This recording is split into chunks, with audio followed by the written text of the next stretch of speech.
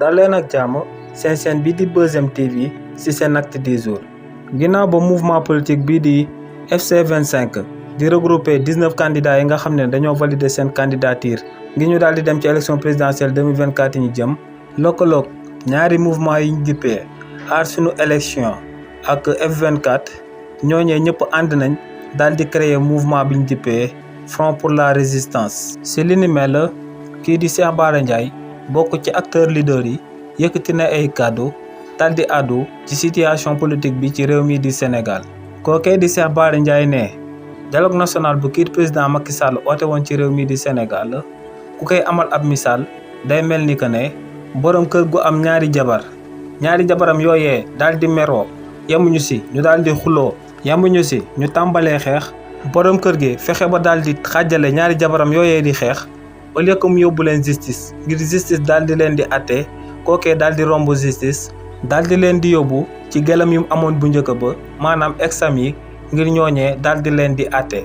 ne si misaalam boobee mu joxe kii di Macky Sall en tant que président ak père de la nation ne kookee moom mooy jëkkër ji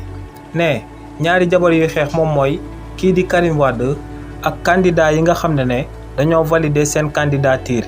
ndax ne kii di Karim Wade ci première liste bu waa conseil constitutionnel la publié woon da cee bokkoon ne ginnaaw bañ ko roccee ci liste définitive bi nag ne loolee moom moo merloo kii di Karim Wade ba mu tàmbale di xeex ak yeneen 19 candidats yi war a bokk ci élection présidentielle 2024 yi ñu jëm ne kii di président Macky Sall au lieu que mu daal di yóbbu mbir mi directement biir conseil constitutionnel te ci misaal bi kookee nekk justice ne kii di président Macky Sall daa romb conseil constitutionnel daal di dem ba ci candidat recalé yi te ñooñee ñoom ñooy ex yi ne ñooñee nañ daal di àtte ñi nga xam ne ñoom ñooy Karim Wade ak candidat yi nga xam ne dañoo valider seen candidature ci réew mi di Sénégal ne li ni mel moom mooy misaalu dialogue national bu kii di président Macky Sall oote woon ci réew mi di Sénégal. ginnaaw li ni mel kii di Cheikh Bara Ndiaye daal di wéyal ne pour ñu jàmmarloo kii di président Macky Sall faaw Sénégalais yi daal di jël exemple ci organisation politique bi ñu dippee FC25 te muy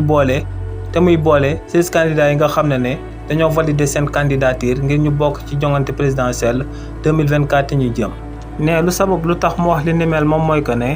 ci 16 candidats yooyu yëpp ku nekk ci ñoom daa bëgg a nekk président de la république ci réew mi di Sénégal waaye ne ginnaaw ba Sénégal soxlaa ginnaaw ba kii président Macky Sall dëkkee di salfaañe di violer ak yelleefu doomu aadama yi ci réew mi di Sénégal ne ñooñee dañoo jël seen intérêt personnel yi daal di koy ranger seen tiroir yi daal di bennoo ba noppi fas yéene jàmmarloo kii di président Macky Sall si lu mu jël ndogal la ne du jàpp datu élection yi avant le 2 avril la di bés bi nga xam ne moom la mandaam war a jeex tàkk ci réew mi di Sénégal. ne sëgëm ñooñee nga xam ne bokkuñu ay gis-gis bokkuñu ay intérêt ñoom ñoo nangoo booloo bennoo ngir jàmmarloo kii di président Macky Sall ne si li ni mel bépp partisan ak bépp sympathisant buy roy ci ñooñee lu la war tamit moom mooy nga daal di booloo keneen koo xam ne day jàmmarloo kii di président Macky Sall ngir yéen ñëpp ngeen daal di amal liñ dippee Front pour la résistance daal di jàmmarloo kii di président Macky Sall si lum nam ma jàpp élection yi ci réew mi di Sénégal après le 2 avril di bés bi nga xam ne moom la mandaam di jeex tàkk ci réew mi di Sénégal. kàddu yi ni mel la kii di Cheikh Bara Ndiaye daal di yëkkati daal di koy jëmale ci situation politique bi ci réew mi di Sénégal.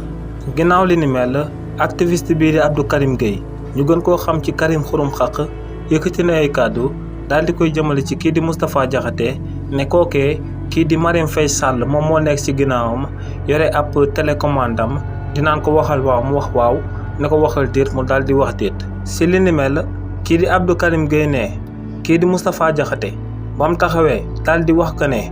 monseigneur bu église bi kookee ab hypocrite la maanaam akub naafeex la ne dañoo waroon a jël kii di Moustapha Diakhaté daal di koy noq ci kaso bi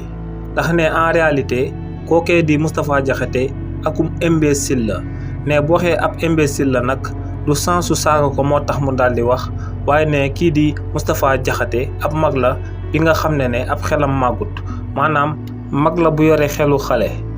kii di Abdou Karim Gueye daal di wéyal ne journaliste yi invité kii di Moustapha Diakhaté di ko tendre micro nan ko waxal ci situation politique bi ne ñooñee ñoom ñooy tooñ Sénégalais yi ndax ne kàddu yu kii di Moustapha Diakhaté yëkkati te muy que ne monseigneur ak naafeq la ne kàddu yooyee mën naa tàllub réew ndax ne monseigneur kookee ab guide religieux la pour communauté chrétienne bi waaye ne li ni mel bu metti benn yoon waa communauté chrétienne bi ndax ne kii di Moustapha Diakhaté